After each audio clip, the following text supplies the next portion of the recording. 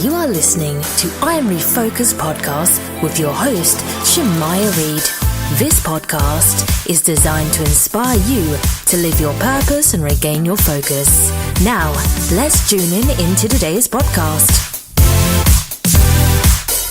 This is I Am Refocused podcast, and today we have a awesome show lineup for y'all. Today we have a guest today. Her name is Dr. Saundra Dalton-Smith. I'm going to call her Dr. Saundra because I got the clear on the green room to call her Miss Doctor. So today we are going to talk to her. She's an author, a speaker, a board certified physician.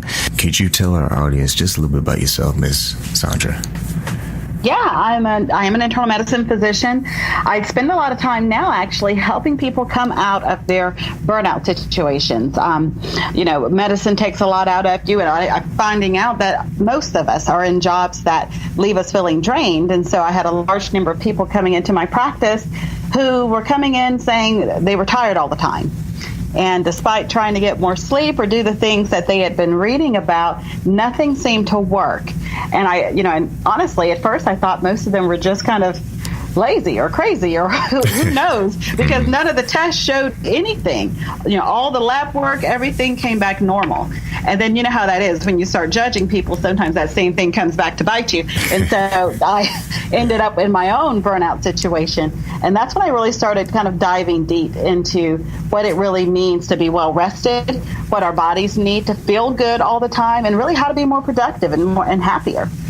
And just so our audience knows, she is very legit when it comes to doing this type of thing, because she has an active medical practice in Alabama near Birmingham area. She received her BS in biochemistry at the University of Georgia. She graduated with honors from Meharry Medical College in Nashville. And her resume is so long, so I'm going to just let you take the floor and kind of tell us about your start in the medical field and how you came about to writing this book, Sacred Rest. Well, during one of my first years of residency, you're working off of little to no sleep. Mm-hmm. And one of my friends and I were having this conversation about just not feeling good, not being happy. We'd worked all this time to get this career, and we just weren't at the point where we felt like we were enjoying it. And both of us were chronically sleep deprived. But more than that, we were just drained in every area of our life. So over the past few years, I've done a couple of things at some different colleges, Baker College and Davenport University in Michigan, dealing with disease progression and just how we get to the state where we are chronically fatigued and have high blood pressure and high cortisol levels leading to diabetes and all of these things.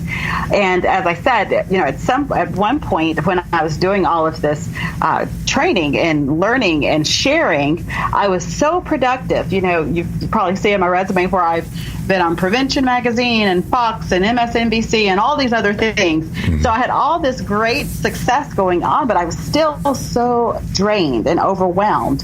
And that's really what pushed me into looking at, this isn't just about sleep. And I think that's the big issue. Most people kind of, when they think about being tired, they associate rest with just needing to sleep more. And it is so much more than that. When I was really diving deep into it, what I discovered was that there's actually 7 different types of rest, not just sleep and rest, but 7 different types of rest. And even in the physical part of rest, sleep is just one type of physical rest. It's a passive type of physical rest. And most of us also need that active physical rest. And when it comes to resting, we always hear that, especially if you're in college days, it's really important to get your sleep, because in college it's just on the go. You're constantly on the go, especially if you're working and going to school at the same time. But the $1 million question is, why do so many people struggle with fatigue? Because they're getting the wrong type of rest. And what results into that is that they can't sleep well. So they're getting their prescribed maybe 6 to 8 hours, but they wake up and they still feel tired. And the reason behind that is because so many of us, when we sleep, we don't go into the deeper stage 3 and 4 non-REM sleep, which is where the actual restoration and healing happens in the body. We spend most of our time in that very light stage 1 and stage 2 non-REM sleep, or what we call fitful sleep.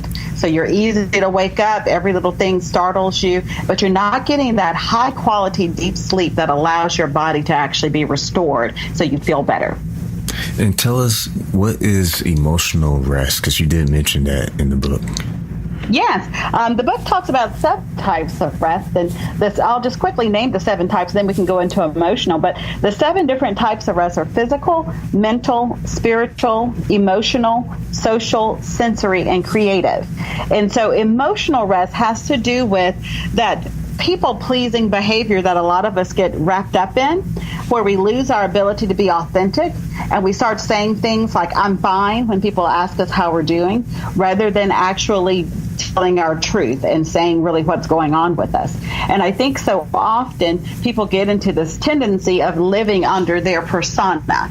So for example, I am a physician, so in the hospital there's something that's expected of me. There's a certain persona, attitude, personality that's expected.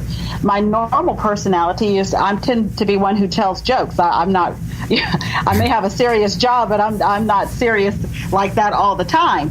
But if I come home and I bring that same, I'm the doctor mentality home, where I'm trying to be in charge of everything and I don't let my guard down and I'm hardcore all the time and not really allowing myself to be vulnerable, then I'm going to start experiencing more emotional strain on my life, because trying to keep up something that is not at your core is very taxing on the mind and the spirit.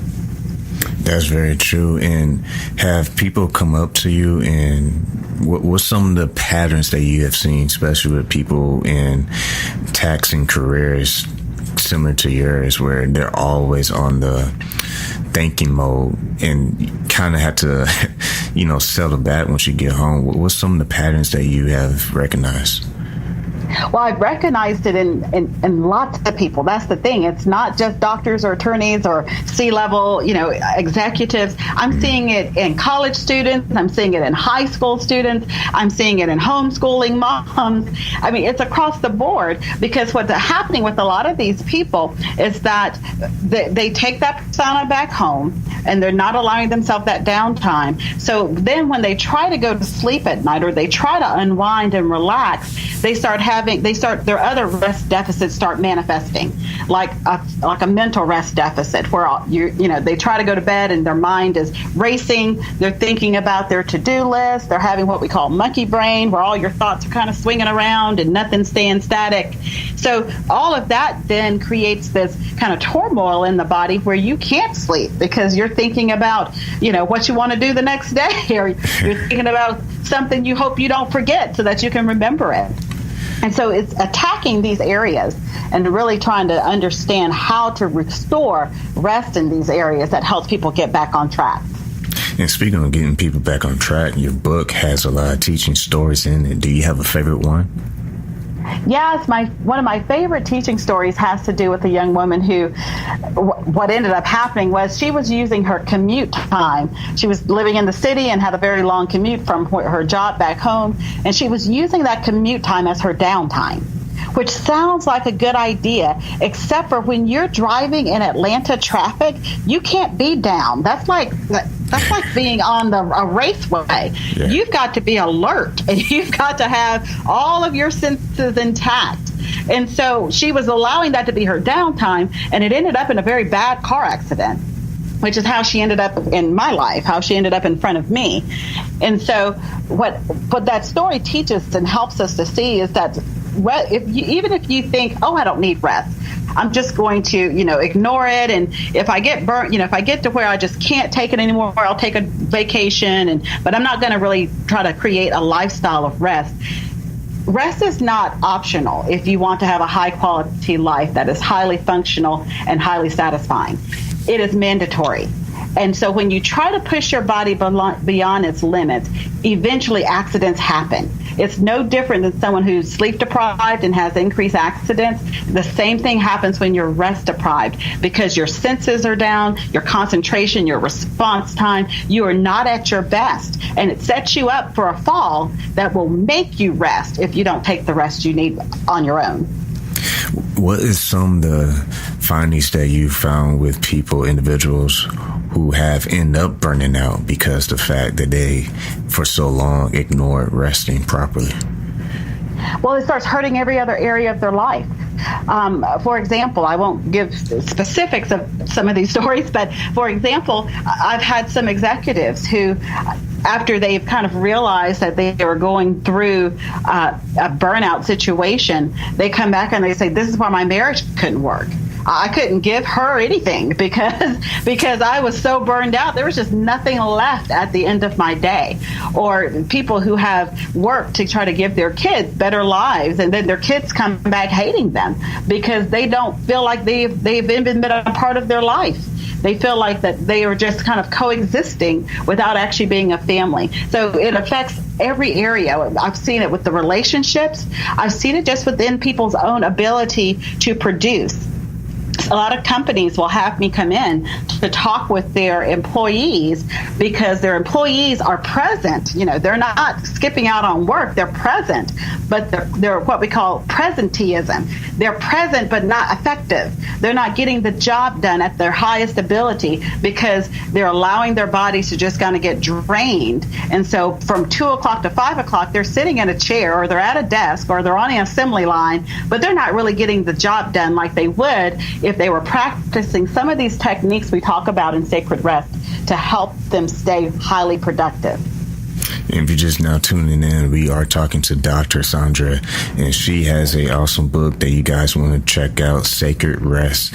And on the second half of the show, we are going to come back and dig in even deeper with some of her tips and just good habits we can have for having proper rest. So don't you touch that smartphone. We are on iHeartRadio, Spotify, and many other platforms if you're on iTunes. Just stay tuned because we will be right back. Stay tuned.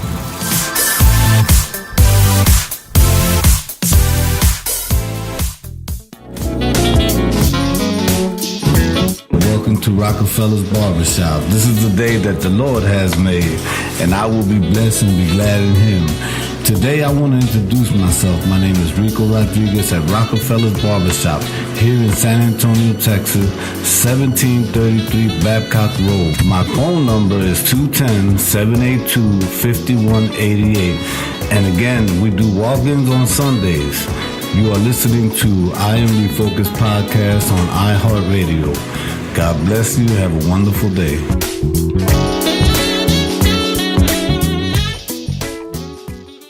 Does your website need more traffic? Well, visit overflowcafe.com today. They make websites popular, and over 41,000 people use their service to gain more customers. They are winning our business. What about you? Visit overflowcafe.com today.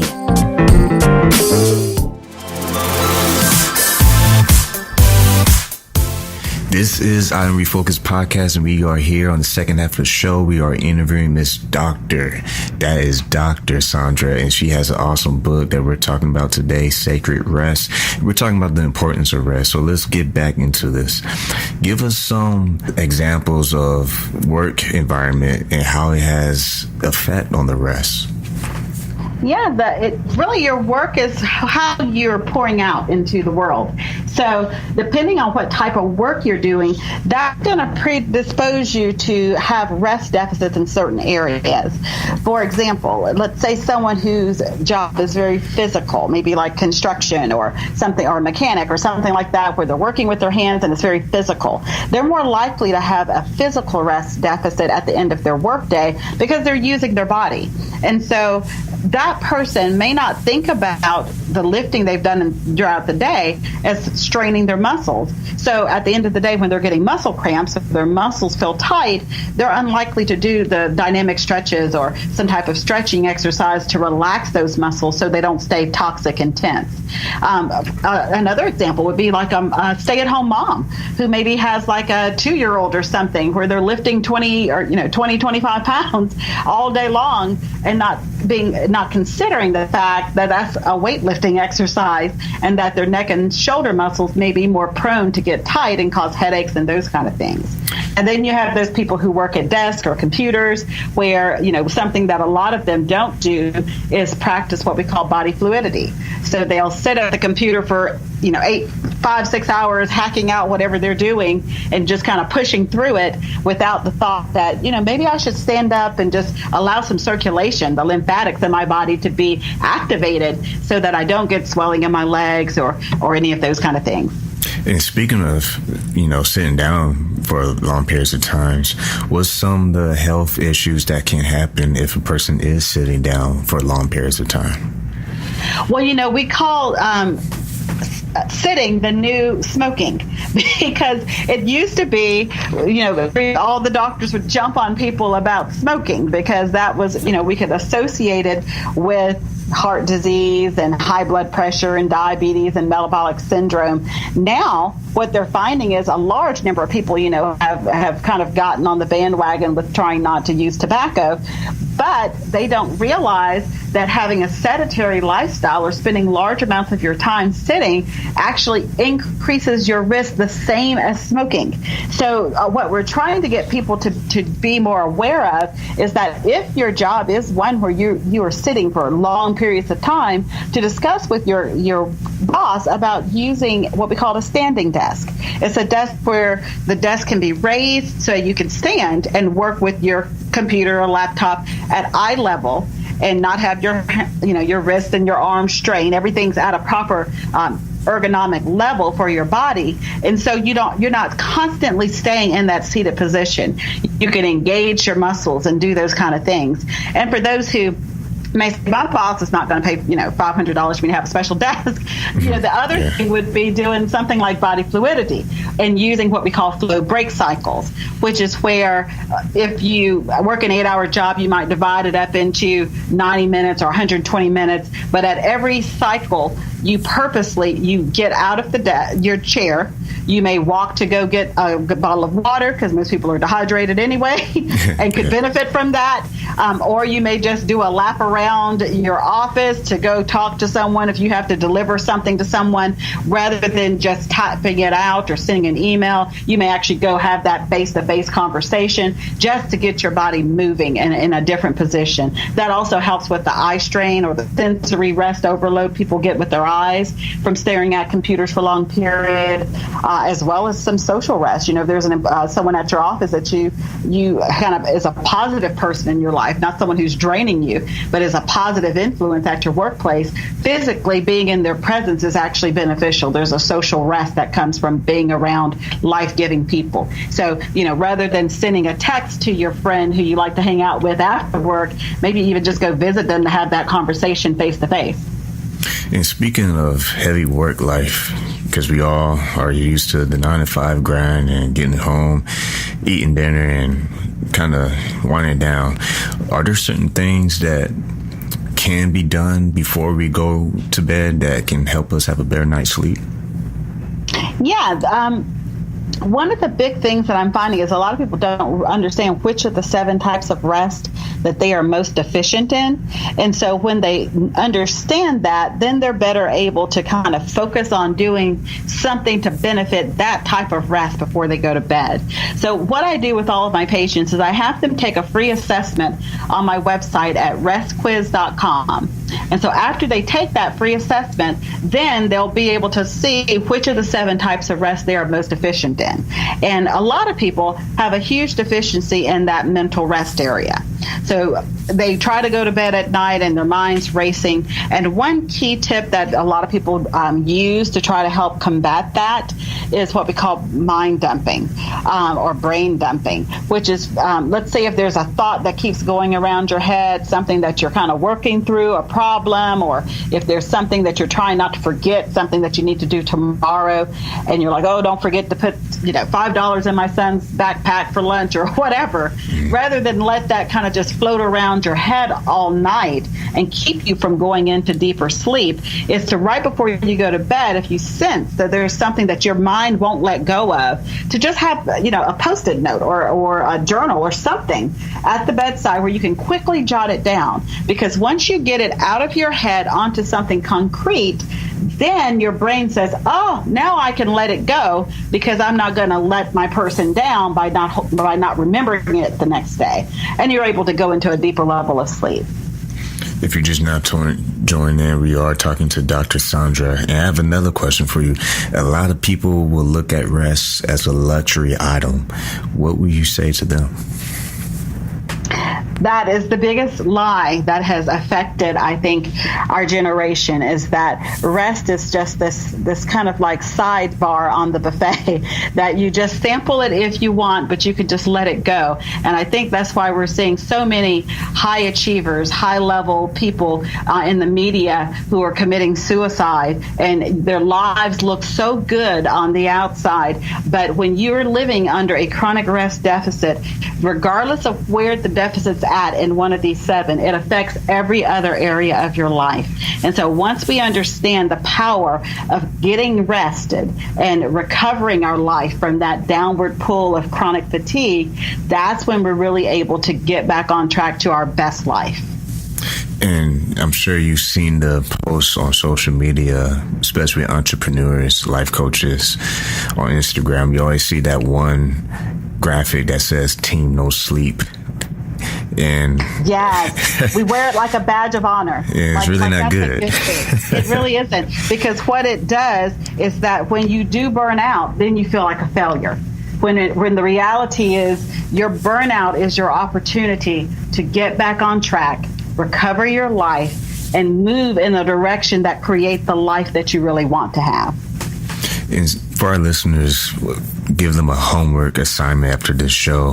What's some steps that they all can do before they go see a doctor like yourself?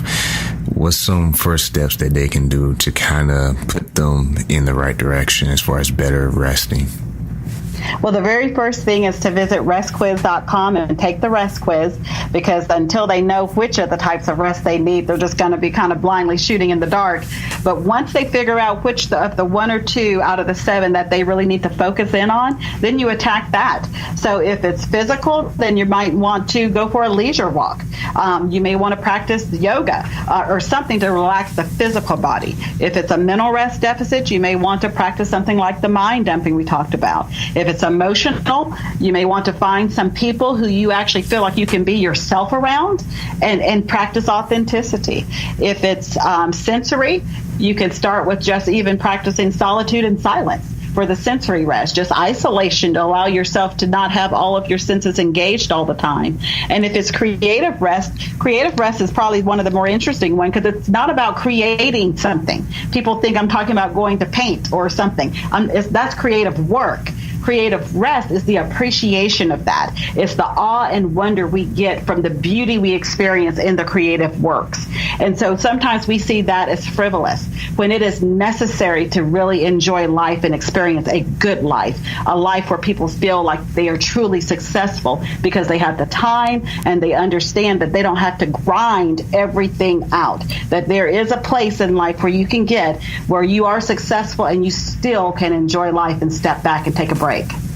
And there are people out there who might kind of think about the meditation apps that are really out there right now with, you have the rain kind of background noise and then this quote unquote certain frequency range that plays while you sleep. What is your opinion on those apps out there? Those are ways to help people who have difficulty shutting up their cerebral background noise. So, we talked about people with a mental rest deficit. Their mind's like a monkey brain. It's going. It's swinging on all these thoughts. Well, what that does is those repetitive sounds like that, the white noise machines and the frequencies, what a lot of times that does is it actually focuses you in on a certain sound. So it's very repetitive in nature. The ones that have like birds chirping out in the blue, most people do not appreciate those because it actually breaks the repetitive cycle. It's that repetitive nature that allows the mind to calm because it's still focusing on something, but it's focusing on something abstract. And so you're not having this kind of pinpoint thought. It's more of a kind of a diffuse, abstract focusing that allows the mind to then relax and go into deeper sleep. So I think I recommend that for people who really can't shut their brain up any other way, because I think it is very beneficial to go into deeper sleep. But I also do recommend for those same people to spend some time in silence, even if that's just in your car ride home, to spend some time in silence so that their body just doesn't stay toxically kind of overwhelmed by sound. That's very good information. I'm sure a lot of people appreciate that. We are talking to Dr. Dalton-Smith. And Miss Dr. Saundra, where can people find you online? My main website is at ichoosemybestlife.com, and there they can find all the resources. The rest quiz is available from there as well. Perfect. Well, you all, she's also on Instagram and Facebook and Twitter. So make sure you go to that website and check out her book. Any shout outs you want to do before we let you go? Nothing that came to mind right away, but honestly, I just wanted to thank you for what you're doing. I think it's great to make sure that people are staying on the right track. That is my biggest passion, is to equip people to live their best life. And I think that's I found a kindred spirit in you. That's amazing. Well, you all make sure you check out her book, Sacred Rest. And is anything you doing in the near future, any events or anything, or something you want to plug in? I do have a couple of events coming up. Most of them are private. There is one coming up, the Success Women's Conference. Lisa Nichols and Robin Roberts will be there as well. So I'm looking forward to that one. And that's coming up in a couple of weeks, actually, in Biloxi, Mississippi. Nice. Well, thank you so much, Dr. Saundra, for taking your time out of your very, very busy schedule. And I'm pretty sure you're going to get some rest after this show. I certainly will. Well, like we always say every single week, y'all keep God first, stay focused, and peace.